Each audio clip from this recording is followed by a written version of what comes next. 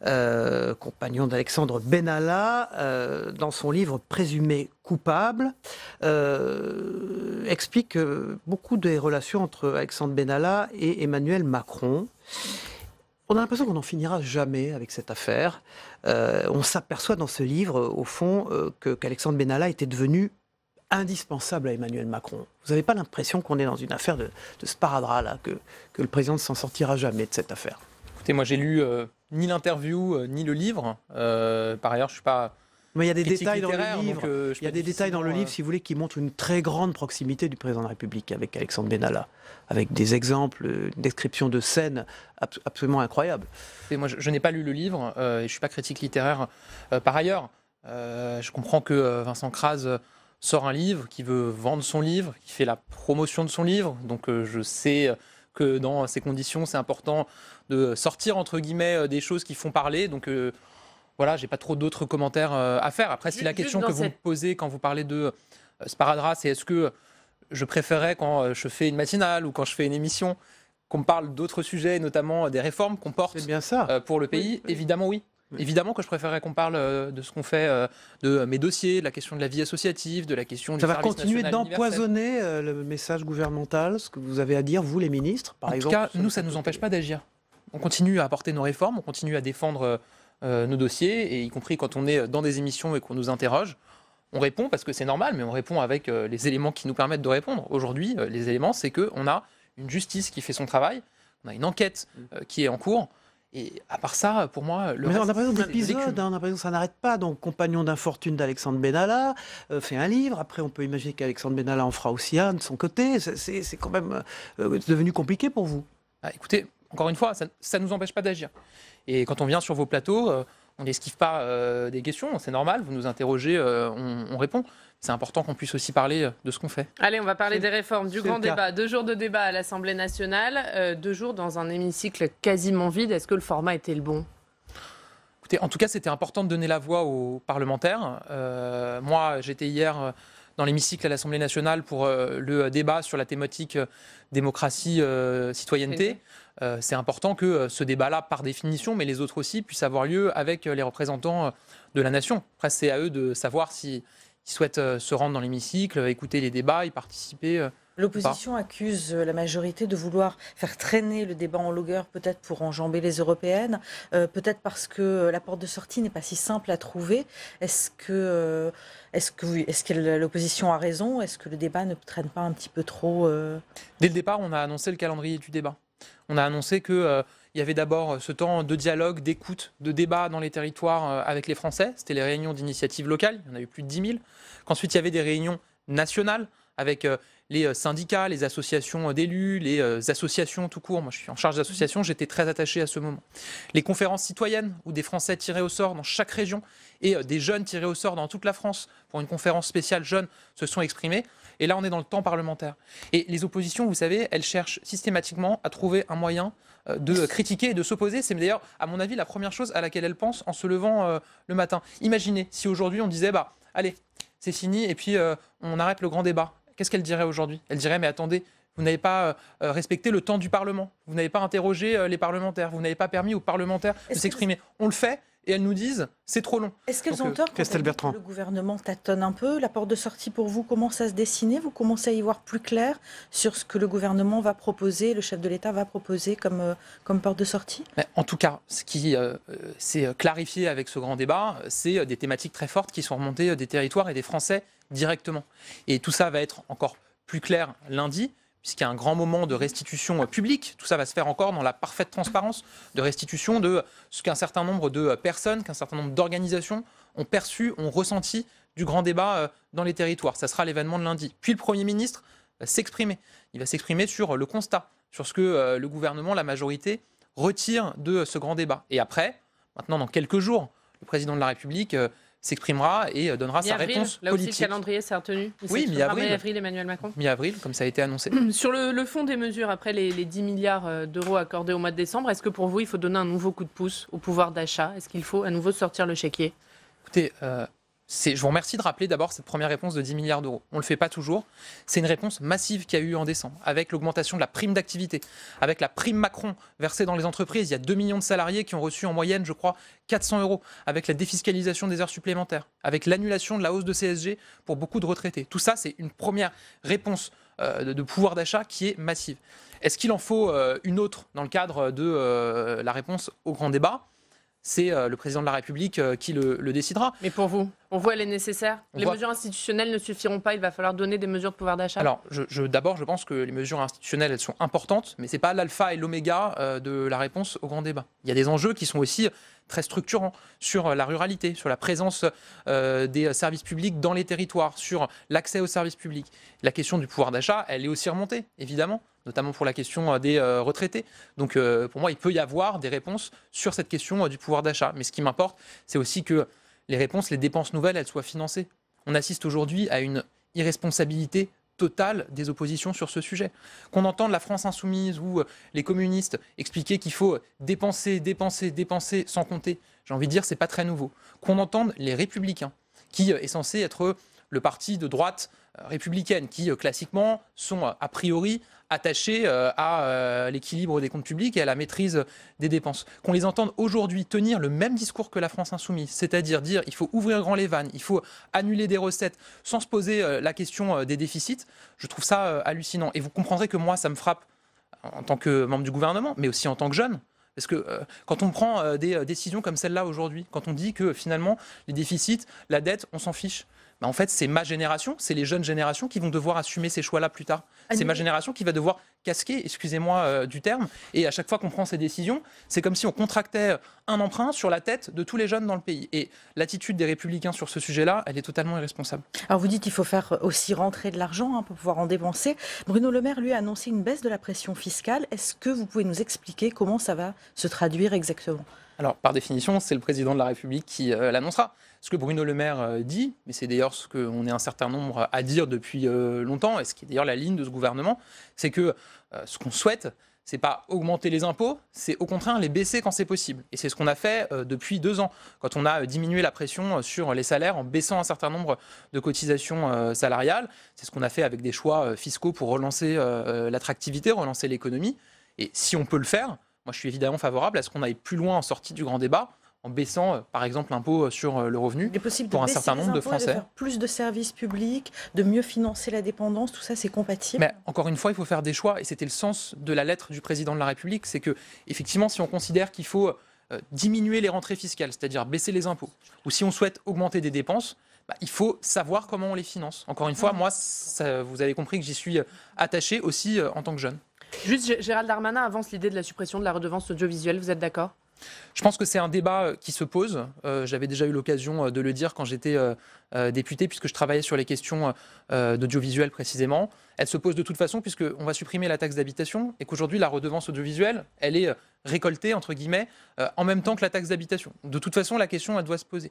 Et c'est vrai qu'on peut considérer qu'il y a une forme d'injustice, puisqu'il n'y a pas de progressivité et que tout le monde paye la même chose.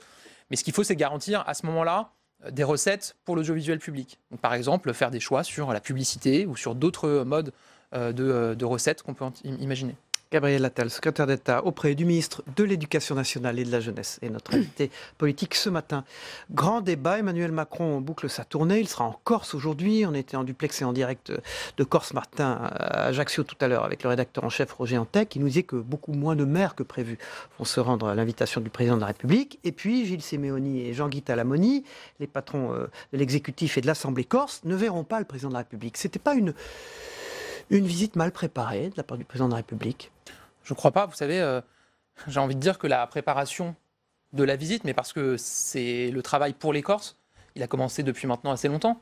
Le président de la République s'est déplacé en Corse il y a maintenant moins de maires, an, pas les présidents de l'exécutif et de l'Assemblée. Il s'est déplacé il y a 1 an en Corse. Jacqueline Gouraud, qui est membre du gouvernement, Madame Corse dans le gouvernement, qui travaille précisément sur ce sujet-là, a travaillé énormément avec les Corses sur ce sujet-là.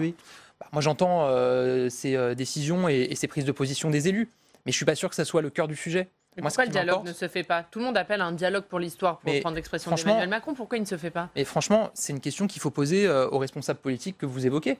Le président de la République, il y a un rendez-vous qui avait été monté à l'Élysée avec eux il y a quelques semaines, ils ne s'y sont pas rendus. Il leur propose de les rencontrer à Cozzano en marge de ce grand débat ou à l'Élysée. Ils refusent. Donc c'est plutôt à eux qu'il faut poser la question. Il n'a pas voulu aller dans l'hémicycle de la collectivité pour dialoguer avec tous les élus. Mais vous savez, le président de la République, moi je l'ai suivi sur un certain nombre d'étapes du grand débat. Il s'est déplacé dans toutes les régions. Je crois que la Corse, c'est d'ailleurs la dernière région dans laquelle il se rend.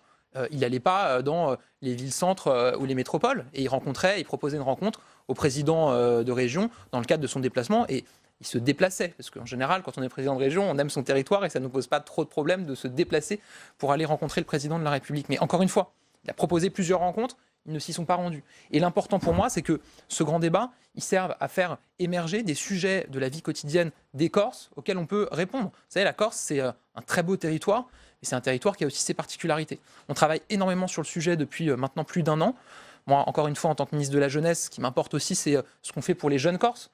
Les jeunes Corses, ils ont un taux de chômage qui est bien supérieur à celui des jeunes au niveau national. Je crois qu'on est quasiment à 30%. Donc comment est-ce qu'on répond à ça? On a mis 30 millions d'euros pour investir dans les compétences, dans la formation des jeunes, pour permettre aux jeunes Corses de trouver un emploi. Pour moi, ça me semble plus important comme débat que de savoir qui sera là quand le président arrive ou pas. Gabriel Attal, vous travaillez aux côtés de Jean-Michel Blanquer. Aujourd'hui, nouvelle journée de mobilisation des instituteurs et des parents d'élèves.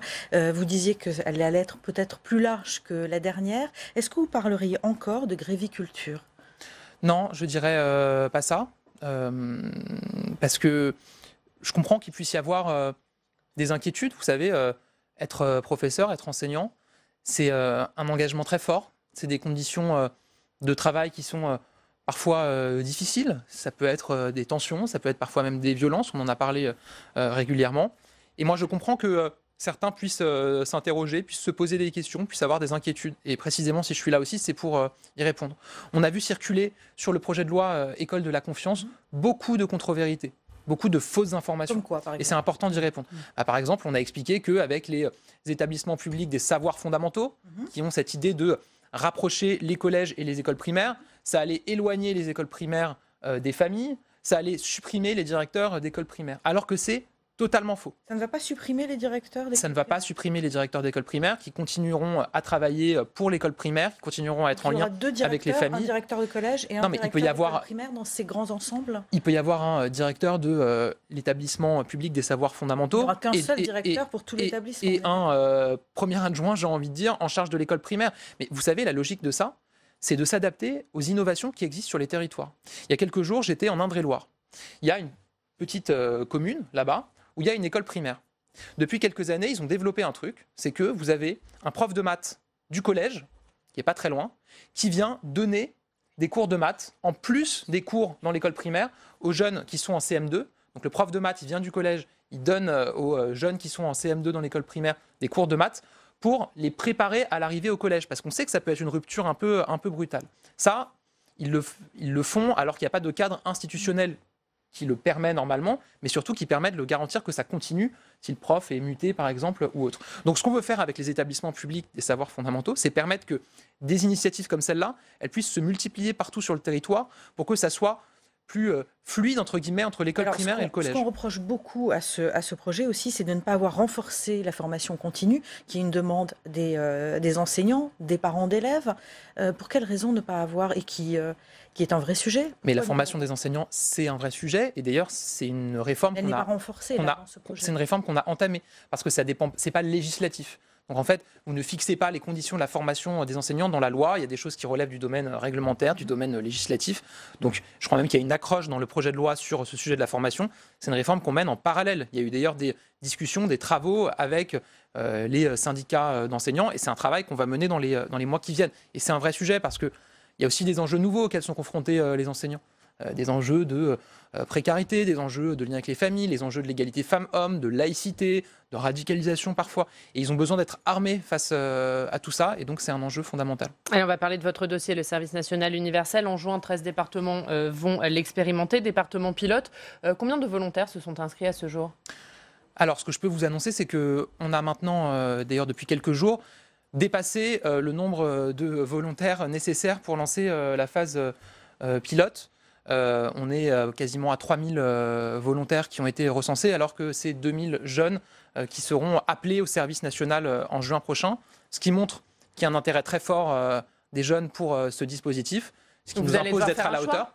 Vous allez devoir faire un choix. Oui, on va devoir faire des choix dans plusieurs départements. Il va falloir faire des choix.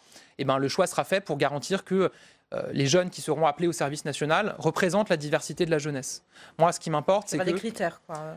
Ce que je veux, c'est qu'on n'ait pas, par exemple, uniquement des jeunes scolarisés, mais qu'on ait aussi des jeunes apprentis, des jeunes décrocheurs, des jeunes en situation de handicap, et que sur les jeunes scolarisés, on n'ait pas que des jeunes du même milieu social ou du même lycée au sein du territoire, mais qu'on ait une diversité sociale. Vous allez le faire, ce service national, vous avez annoncé? Oui, je vais le faire, parce que ça me semble Comment? De quelle normal. manière?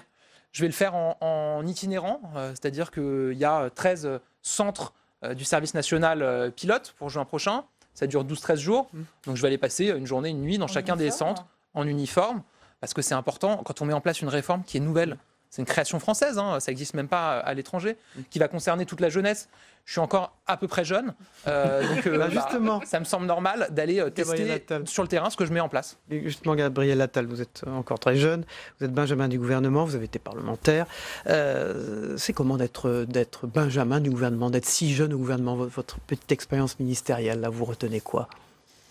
Je retiens que mes collègues, que le président de la République, que le Premier ministre me traitent entre guillemets comme n'importe quel autre membre du gouvernement. Et ça, pour moi, c'est important. Vous savez, être jeune, ça ne doit pas donner des droits supplémentaires, une légitimité supplémentaire, mais ça ne doit pas en enlever non plus ou faire qu'on est considéré comme illégitime. Moi, je pense qu'il faut toujours faire ses preuves, qu'on soit jeune ou pas. C'est ce que j'essaye de faire en travaillant au gouvernement. Bon service alors. Merci. Au revoir Gabriel venir Attal. avec moi si vous voulez. Avec plaisir. Ça veut dire qu'on est tous jeunes. Merci Aurélien Mancini. Merci Christelle Bertrand. On passe au débrief de l'actualité.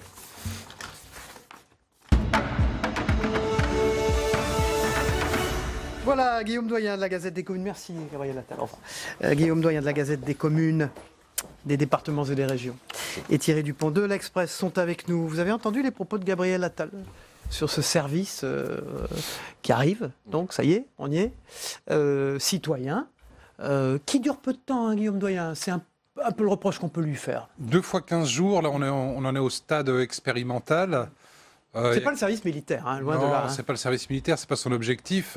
C'est un service qui relève plutôt du service civique, de l'intégration dans la société. Il s'appelle comme ça d'ailleurs. De la connaissance d'autrui en fait. Et puis ça permet aussi de se former, de trouver un boulot. On verra, ça va coûter pas mal d'argent, ça va demander beaucoup d'énergie aux collectivités qui vont être sollicitées pour trouver des lieux de logement pour la quinzaine de jours pour les jeunes gens. Il va falloir également après les placer en stage dans divers endroits. Donc c'est un projet du président de la République. Il semble que ça avance. Écoutez, on verra. Je trouve que le coût est un peu élevé, le coût potentiel est un peu élevé par rapport aux bénéfices attendus, mais enfin ne jugeons pas avant tout. Thierry Dupont, Vincent Crase sort un livre, Présumé coupable. Vincent Crase, il faut le rappeler aux téléspectateurs, c'est le compagnon d'infortune d'Emmanuel Macron, avec qui il est arrivé toute l'affaire qu'on connaît, l'affaire Benalla. Et il décrit dans son livre des rapports d'intimité entre Emmanuel Macron et Alexandre Benalla. Alors au-delà de ça, on se demande si cette affaire finira un jour par cesser. Elle semble collée comme un sparadrap. Sparadrap du capitaine Haddock, effectivement. Sur les doigts des membres du gouvernement quand ils sont dans des matinales, par exemple comme ce matin, où il a été obligé de nous répondre longuement là-dessus. Oui, c'est quelque chose qu'ils... Ils sont à la fois victimes de notre système médiatique qui rebondit à chaque épisode du feuilleton. Et en même temps, ils sont aussi victimes de ne pas avoir géré l'affaire correctement dès le début et d'avoir laissé planer le doute d'une possible impunité d'Alexandre Benalla. Peut-être qu'elle n'était pas très gérable du fait de cette intimité que décrit Vincent Crase dans son livre Présumé coupable, je rappelle le titre du livre. Vous avez des... moi, je me rappelle qu'il y a eu des conseillers assez proches de François Hollande qui avaient été écartés de l'Élysée lorsqu'ils avaient été mis en difficulté. Et des gens qui partageaient l'intimité de François Hollande depuis pas mal d'années. Donc, c'est possible. Je pense qu'il y a effectivement, lorsque vous êtes chargé de la sécurité d'un candidat à la présidentielle, vous êtes en permanence avec lui. Vous êtes là dans les bons moments comme dans les mauvais moments. Lorsque vous êtes chargé de ces déplacements officieux, y compris le week-end, lorsqu'il part dans sa maison, la maison de sa femme au Touquet, voilà, vous êtes amené à connaître un peu les vicissitudes de la vie quotidienne. Et donc, pour le président, vous n'avez pas envie de lâcher dans la nature quelqu'un qui en connaît. Voilà. Donc ça explique sans doute l'indulgence qu'il y a pu y avoir au début. Et puis maintenant, effectivement, ça colle au basque de la majorité. Oui, c'est l'équipe de conquête, en fait, qui entourait le président jusqu'à maintenant. Ils sont partis petit à petit de force, de gré ou de force. Mais cette équipe de conquête-là n'avait pas intégré les codes de l'Élysée et de l'exercice du pouvoir exécutif au plus haut niveau, si vous voulez. Donc maintenant, ce sont des compagnons d'infortune. Ce sont des compagnons d'infortune, et l'Élysée doit apprendre à fonctionner d'une manière, comment dire, plus solennelle. Benalla, Émélien, un certain nombre s'autorisaient des choses que ne peuvent pas s'autoriser des proches du président de la République. Ils n'avaient pas encore acquis les codes. Ils avaient acquis les codes de la conquête, mais pas ceux du pouvoir. Carlos Ghosn, on passe à tout autre sujet. Donc Oui, arrêté à nouveau hier soir dans la nuit, donc à Tokyo. Mise en examen, probablement, enfin la justice japonaise a ses codes juridiques propres. Il y a un acharnement là, Guillaume Doyen, de cette justice japonaise qui semble d'ici de loin, sans pitié. Alors moi je me méfie d'une analyse qui serait, on va dire qui serait nationaliste française. Oui. Voilà, les Japonais veulent se payer à un patron parce qu'il est français. C'est beaucoup ce qu'on a dit. C'est beaucoup ce qu'on a dit, mais est-ce qu'on a avancé les preuves que c'était le cas? Moi, je ne les ai pas encore lues. Je n'ai rien qui me permette de dire que la justice japonaise est délire, est partiale, ne fonctionne pas bien, etc. En attendant, on voit aussi que dans le dossier Ghosn, il y a un certain nombre d'éléments à charge qui méritent d'être regardés de près. Quant à sa réincarcération dont vous parlez ce matin, elle m'a, comme vous, énormément surpris. Parce qu'au fond, on l'avait privé de passeport, il était quasi assigné à résidence à Tokyo, il n'y avait pas grand risque qu'il s'échappe, entre guillemets, Thierry Dupont. Mais je ne sais pas compris, c'était une réincarcération ou une convocation en garde à vue? C'est une garde à vue, mais pour de nouveaux éléments, fait, pour de nouveaux soupçons de malversation financière. Donc, il faut rester très prudent. Moi, je ne connais pas le dossier. Il faut effectivement se méfier, comme le disait Guillaume, des analyses franco-françaises sur le dossier. Est-ce que c'est un complot de Nissan? Est-ce que c'est un complot de la justice japonaise qui veut se payer un patron étranger qui l'écrasait de sa superbe, enfin qui écrasait le pays de sa superbe? Je ne sais pas. Laissons faire la justice. Messieurs, je voudrais qu'on termine avec le Brexit. Alors, le Brexit, c'est à épisode, là aussi, Guillaume Doyen. On a l'impression d'un commencement de dialogue positif entre Jeremy Corbyn, le patron du Parti travailliste, et la première ministre Theresa May. Qu'est-ce que vous pensez que ça peut donner à l'arrivée? On est à 9 jours. C'est-à-dire, c'est vraiment la dernière ligne droite. Vous imaginez, 9 jours, on ne sait toujours pas. C'est vraiment le soap opéra, mais tragique, quoi. On ne sait pas. Aujourd'hui, l'Angleterre, la Grande-Bretagne peut sortir sans accord de l'Union européenne avec toutes les conséquences que ça emportera. Je n'ai pas d'avis éclairé sur la question. J'ai tenté d'en avoir, comme Thierry. J'ai lu un certain nombre de sujets. Je n'ai toujours pas compris exactement quelle était la porte de sortie possible et quels étaient les équilibres politiques à l'œuvre. Peut-être avec les travaillistes, on verra, mais je ne me risque plus aucun pronostic. Thierry Dupont. S'il y a une leçon à retenir, c'est que les mauvais responsables politiques font de mauvais choix politiques. Je ne me prononce pas sur le bien fondé du Brexit, mais en tout cas, on voit bien que cette affaire, telle qu'elle a été conduite, n'a pas été conduite de façon réfléchie, responsable. Le peuple britannique s'est prononcé. Il faut respecter ce choix. C'est vraiment le. Là, vous parlez de la première ministre Theresa May, en oui, mais elle a été elle-même et ses adversaires, quels qu'ils soient à l'intérieur du Parti conservateur ou à l'extérieur, ont joué un jeu en fonction de leurs propres intérêts personnels et partisans, et non pas en fonction de l'intérêt du pays qu'ils étaient censés représenter. Et voilà, si on doit retenir quelque chose, c'est que lorsqu'on privilégie ses propres intérêts, ses intérêts personnels à ceux de son pays, on va droit dans le mur. Et malheureusement, aujourd'hui, et l'Europe et la Grande-Bretagne sur ce dossier vont droit dans le mur en klaxonnant. Guillaume Doyen, un dernier mot sur ce Brexit, du point de vue des élus, notamment un certain nombre de français. régions. Oui.